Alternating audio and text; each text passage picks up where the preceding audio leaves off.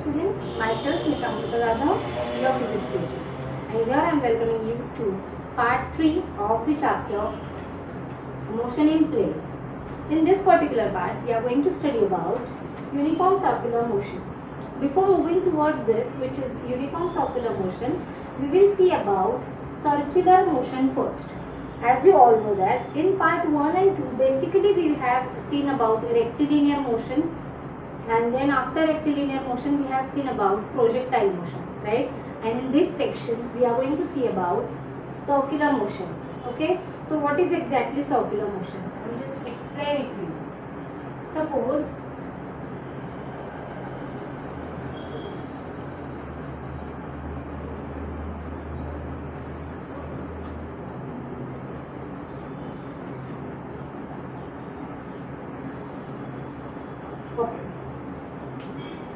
any particle, when it moves in circular motion, it is said to be, or when it is moving along the circumference of a circle, it is known as circular motion. Very basic and very clear and very simple. Any particle, when it is moving along the circumference of a circle, it is known as circular motion. Now, as we all know that while studying rectilinear motion or linear motion, we have to come across the terms which is known as velocity, acceleration and displacement, right? Even in this case we are going to deal with all of this, but as I told you, it is circular motion, so it is not along the line, so it should not be the linear, so it is creating some angle. So all the concept which is related to this motion will be under the consideration of angle, which is theta. So it will be angular velocity, angular acceleration and angular displacement. So we are going to see formulas for all of these three. For the very first, we will see about angular displacement. That is, when particle is moving, here you can see, suppose particle is at point P. So when it is moving along this circumference, it is being created some angle. So this angle will go on changing with respect to the radius of the circle, right? Consider any thread which is there in your hand, and at that end, at another end, stone is being tied. So while you are moving that in vertical motion, so what will happen? This is fixed. That is at your that is in your fingers, right? So and you are moving that thread in air, so it is moving in circular motion and it is creating some angle with respect to the radius. So I will just say here, as if you consider the radius vector, this if this is r, and it is created by the angle theta. So we have to find out the angular displacement of the same. So the angular displacement will be nothing but the angle created by the particle divided by what? It will be divided by time. Because as we all know, what is velocity? It is displacement or distance covered divided by time. So here distance is nothing but the angle, right? So it will be angle divided by time, right? Then what will be time over here? Time will be capital T, and that time or periodic time, we can say that periodic time is nothing but time required to cover total path, and that total path is what? This total path is nothing but circumference of the circle. So you will find out the value for T also. So what will be the value for T? Periodic time, distance covered divided by velocity. So how much distance is being covered? 2 pi r, and velocity is v, right? So you can put the value over here. So you will get omega is equal to angle, I can call it as theta. So here I have written. So I will just write theta, suppose, divided by 2 pi r by v. So you have got v theta divided by 2 pi r. Okay, so we will see what happens over here. It is just an introductory part. We will see what happens next after considering all the concept which is related to uniform circular motion. Now, here I have written only theta over there, right? But how much angle is being created to complete one revolution? 2 pi is the angle which is being created. So I can put the value for theta as 2 pi. So I will get this 2 pi will get cancelled, right? So I got omega is equal to V by R. So this implies V is equal to R omega. So what is V over here? R and omega. What is that? V is linear speed, linear velocity. R is the radius and omega is the angular velocity. So this is the relation between linear and angular velocities. Okay, so this may be asked in examination for 1 or 2 marks. So you can just have a look how we have derived that. Okay.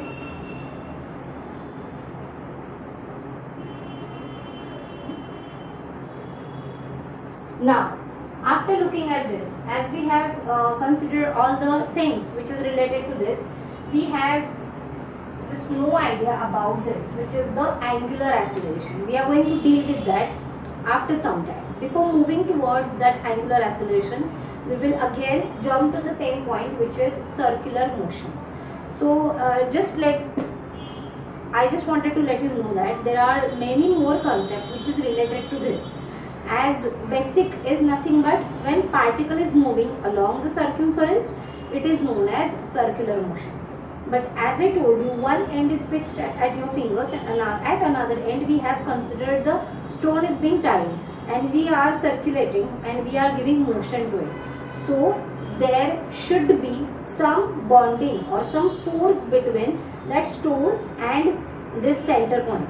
So there should be some force between this point and the center. So depending on that force and depending on that bonding, that particle is continuously moving along the circumference. If that force is being destroyed, what happens? That particle which is there on the path will throw away from that. Okay, so there are some examples which will give you idea about the same. Suppose I am saying that this is the circular motion, right? When the particle is bounded towards the center and it is continuously moving in a circular path without any fail and its motion is along the radius vector, that force is known as centripetal force. Okay, so what I told you, there are two types of forces. First one is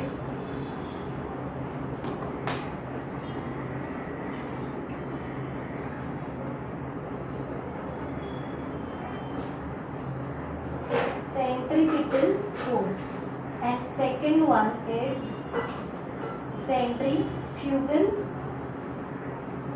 force. When particle is moving along the circumference and when it is towards the center of circle along the radius, then it is known as centripetal force. It should be bounded towards the center, then and only then it is moving continuously in a circular motion. If this got destroyed, it will throw away from that circular path. That will be known as centrifugal force. So when it is moving in circular motion, it is not towards the center. It is known as centrifugal force. So it got thrown away from the center, thrown away from the path. So what are the examples? Circular motion, while we are studying motion of fan, we can say it is the circular motion. Then motion of planets, motion of earth, motion of all other planets. Then while we are studying about circular motion, only circular motion, the giant wheel which is there in any fair, you can see right now Navratri is going on. So not this year but in past years there are many fairs are there, and in that fair you can see the giant wheel, and in that giant wheel at center all the jhulas we can see are attached to the center and they are moving continuously. So this is nothing but the centripetal force. But what happens in that also, when it goes at the uppermost part, that jhula will get out of the way. It will move it with tremendous force, right? So that comes out to be centrifugal force. I will tell you one example in which you can see both the forces, which is centripetal as well as centrifugal. In washing machine, you can see all the cloths are moving in circular motion and they got washed, right? After washing, while it goes to the dryer part, what happens? The water which is there inside the washing machine is thrown away from the machine and it comes out with the help of the pipe. So when the cloths are moving in circular motion, it comes out to be centripetal force, and when the water which is there inside machine gets thrown away from the center of the machine and it goes out, it comes out to be centrifugal force. So these are some basic examples which we usually see all around us. That is nothing but the examples of the circular motion. Even the vehicle when moving, the speed of the wheel is nothing but circular motion. Okay, so this is all about circular motion. We have seen about centripetal force, centrifugal force. Then we have considered, when studying circular motion, velocity should be angular velocity. The angular displacement we have seen. This is the angular displacement, which is 2 pi. So we have seen all about this. After studying this, we will see what is uniform circular motion. As uniform word is there, you can have an idea that something remains same. Like any school is having uniform. Uniformity means what? We should see all the things in same manner. That is uniformity. So in this circular motion, what can remain same? So the term which remains same in uniform circular motion is speed. Okay. So any motion that is circular motion, only circular motion. A circular motion with constant speed is known as uniform circular motion. And example is motion of planets, because they are moving with constant speed only. A motion of Earth is 24 hours, then 365 days. It is moving with constant periodic time. So these are the uniform circular motion. Then speed of a car, speed of any vehicle, fan, unless we are changing the speed of the fan, it is moving with the same speed. So that will come under the uniform circular motion. Now, what will be the necessity? What will be the necessity to form uniform circular motion? To maintain the uniform circular motion, necessity is centripetal force, the tangential force, and the velocity should be tangential. And while or when it will changing, when the acceleration goes on changing. So it depends. So it depends on velocity, acceleration, and even centripetal force. Okay. Now after studying all of things which is related to this uniform circular motion, we are here with the next point, which is acceleration in UCM. UCM. I have written UCM in short terms, which is uniform circular motion. Is nothing but UCM. Okay. So as we have derived the formula for omega, we have derived the formula for theta. So here we are with forming the formula for acceleration, which is in terms of circular motion. Okay, so let's have a look at the board. You can see I have written theta. We have derived the formula for theta. So after deriving, so you may have the idea about derivation, which is there inside maths. While we are deriving or derivate anything, it can be written as this: d theta. D theta is equal to omega is constant in uniform circular motion, as it is uniform, speed is constant. So we cannot derive, we cannot differentiate the constant terms. So omega will be as it is. T is varying, so I have written dt over here. So you will get d theta by dt as omega.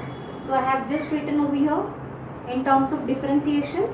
Then I have written the component r bar, which is radius vector, in resolution form. We have resolved it. We have split both of this r term in terms of sine and cos. So I have written r bar is equal to r cos theta I cap plus r sin theta j cap. So right now what we are going to do is we are going to substitute the value of theta in the given equation. What is theta? Theta is omega t. So we will get r bar is equal to r cos omega t I cap plus r sin omega t j. So we got the value for r bar.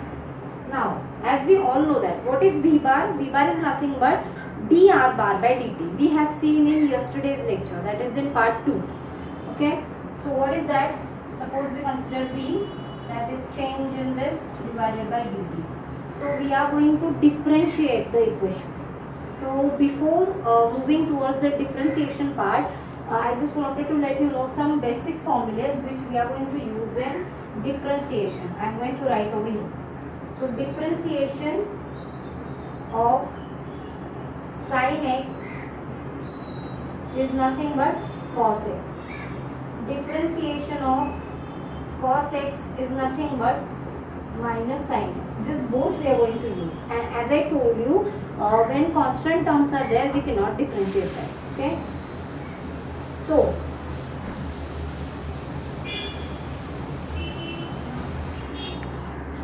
we will just differentiate this equation. So what I will get? I will just write r over here. Then cos omega t, differentiation of cos theta is nothing but minus sin theta. So I will write minus sin omega t. And we have to multiply it by the differentiation of this, which is differentiation of omega t is nothing but omega itself. So I will multiply this by the differentiation of omega t. This is omega. This is multiplied by I plus r. Differentiation of sine is nothing but cos. So cos omega t into differentiation of omega t, this is omega into j. Okay. So we will get v as r is common and even omega is common from both the things.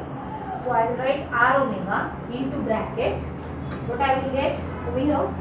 It is minus sin omega t I plus cos omega t j. So this is what I got. Okay. So this is nothing but v, which is velocity vector. So this is what I got. Now what is our aim? We are going to find out the acceleration. Now what is acceleration? Acceleration is differentiation of velocity. So what we will do is we are going to differentiate this equation again. So I will just rub this and we will do over here. Okay. So after this, acceleration is dv by dt. With respect to t, we are going to differentiate. So r omega. Okay. Now again, for sin theta, it is cos, and omega t is differentiation is omega.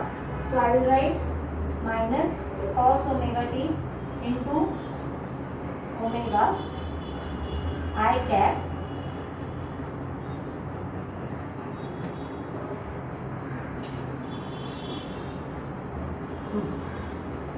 plus sin cos, it is minus sin omega t into omega j cap. Okay.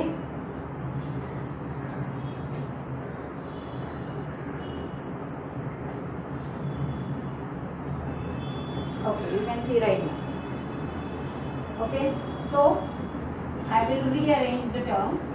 As again omega is common from both the terms, so it will be r. Even minus sign is common, so I will take minus sign outside of the bracket, and by taking common omega, this will become minus r omega square, and in bracket we will get cos omega t I cap plus sin omega t j cap. Is it right?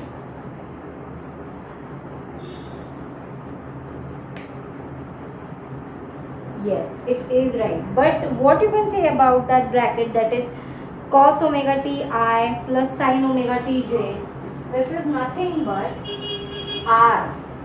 It is the value for r. So you can put the value for even r bar over there. Here if I multiply that, again I will write this minus omega square. If r is there inside, r cos omega t I plus r sin omega t j. So this is nothing but r bar. So I can just write a is nothing but minus omega square r bar. So this is what you got, acceleration of uniform circular motion. A is r omega square. Okay. Even if you put the value for omega inside this equation, you will get the another form of acceleration. As we know that v is equal to r omega, right? So what will be omega? Omega will be v by r. So you can substitute the value over here. So you will get r into v by r. That is square. So this. So you will get v square by r also. So this acceleration is either r omega square or v square upon r. So we will get the two values over there. Even you can find out the value for force. Force is nothing but m into a, right? We are having value for a. So you can write m v square upon r. So you got the value for force. As we have seen two types of force, centripetal and centrifugal. For centripetal, as it is moving towards the center, so it will be negative, minus mv square by r, and in case of centrifugal it will be plus. Okay, so that will be the difference between both of them. So this is it for this part. We have seen all about UCM, which is uniform circular motion. Inside that we have seen two types of forces, which is actually not there in your textbook.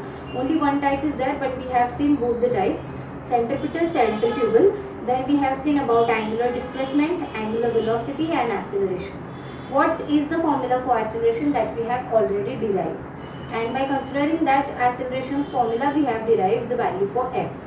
So this is all for this part. And in next part, we will deal with the new point, which is very interesting point, is nothing but conical pendulum. Okay.